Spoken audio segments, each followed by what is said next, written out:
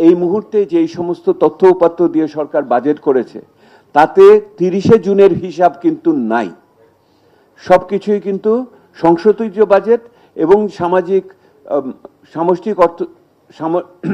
সামষ্টিক মধ্যমেয়াদী যে পরিকল্পনা সেটাতে গত সেপ্টেম্বর অক্টোবরের তথ্য। ওখানে ফুটনোটে, ওখানে পাদটিকায় বলেছেন যে এটার ভিতরে যুদ্ধের প্রভাব দেখা হয় নাই, আগের তা নাই।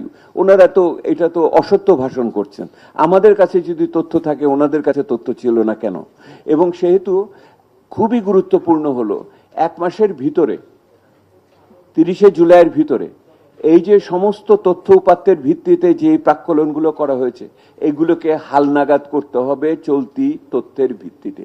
হালনাগাদ যদি না করা হয় তাহলে আর্থিক শৃঙ্খলা রক্ষা করা এবং বাজারকে সিগন্যাল দেওয়া, সংকেত দেওয়ার ক্ষেত্রে দুর্বল একটা অবস্থা হবে এবং সরকারও কিন্তু বিভ্রান্ত হবে। এটা হলো আমাদের 1 নম্বর দাবি। চলতি তথ্যের ভিত্তিতে হালনাগাদ করেন, প্রাক্কলন হালনাগাদ করেন এবং সমস্ত লক্ষ্যমাত্রা হালনাগাদ করেন।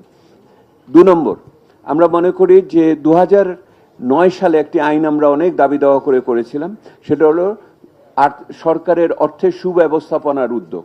সেইটা অনুযায়ী 3 মাস পর পর অর্থমন্ত্রীকে সংসদে বিবৃতি দিতে হবে এই মুহূর্তে অর্থনীতির পরিস্থিতি এবং বাজেট বাস্তবায়নের উপরে।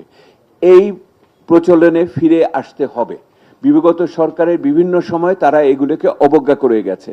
গণতন্ত্রও ছিল না, সংসদও সেই রকম ছিল, বিবৃতিও হয় নাই। এইবার সেটাকে ফিরিয়ে আনতে হবে। আমি প্রত্যাশা করি 30শে সেপ্টেম্বরের ভিতরে অর্থমন্ত্রী প্রথম অর্থনৈতিক বিবৃতি দিবেন যে বাজেট শুরু হওয়ার পরে প্রথম 3 মাসে অর্থনীতি কি ধরনের অভিজ্ঞতার ভিতর দিয়ে গেছে। এটা হলো 2 নম্বর। 3 নম্বর যেটা আমাদের দিক থেকে আমরা উদ্যোগ নিয়েছি, আমরা একটা পার্লামেন্টারি ককাস তৈরি করছি।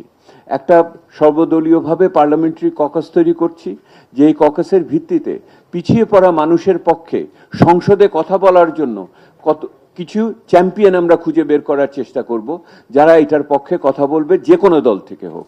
এইটার জন্য আমরা স্পিকারের সাথে দেখা করে কথা বলেছি, এটার জন্য আমরা ডেপুটি স্পিকারের সাথে দেখা করে কথা বলেছি। ওনারা উভয়ই খুবই এটার পক্ষে আমাদের সমর্থন দিয়েছেন এবং আমি আমাদের পক্ষ থেকে, প্ল্যাটফর্মের পক্ষ থেকে সংসদ নেতা যিনি প্রধানমন্ত্রী এবং বিরোধী দলীয় নেতার কাছেও চিঠি লিখেছি, যাতে করে ওনারা ওনাদের সংসদ সদস্যদের উৎসাহিত করেন আমাদের পক্ষে কাজ করার জন্য। এটাও আমরা আগামীতে এগিয়ে নিয়ে যাব সংসদের ভিতরে জবাবদিহিতা স্থাপন করার জন্য। আর চতুর্থত, আপনারা জানেন আমরা রিফর্ম ট্র্যাকার করেছি। রিফর্ম ট্র্যাকারের ভিত্তিতে আমরা দেখি, সেটা হলো বিভিন্ন রিফর্ম কমিশনের রিপোর্ট আগের থেকে যেগুলিতে আমরা কাজ করেছি।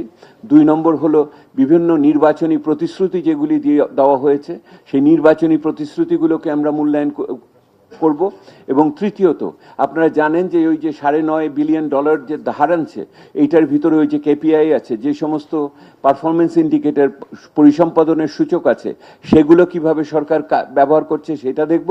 এবং সর্বোপরি এইবারের বাজেটে যেই পিছিয়ে থাকা মানুষের পক্ষে যেই সমস্ত পদক্ষেপের কথা ঘোষণা করেছে সেগুলো আমরা মূল্যায়নের ভিতরে নিয়ে আসব। সেহেতু আমরা যেটা বলতে চাচ্ছি, আগে বাজেটের পরে সবাই ঘরে ফিরে যেত, আমরা এবার ঘরে ফিরে যাব না। এবার আমরা সকলে মিলে যেটুকু পাওয়ার সেটুকু আদায় করে নেওয়ার চেষ্টা করব। একটা অভ্যুত্থান উত্তর সমাজের ভিতরে বসবাস করছি, মানুষের প্রত্যাশা এখন অনেক, একই সাথে মানুষের অভিজ্ঞতাও অনেক। সেহেতু আমরা মনে করি অন্য যে কোনো সময়ের চেয়ে এইবারের বাজেটের যেই সম্ভাবনাগুলো আছে সেগুলোকে কাজে লাগাবো, যেই ঘাটতিগুলো আছে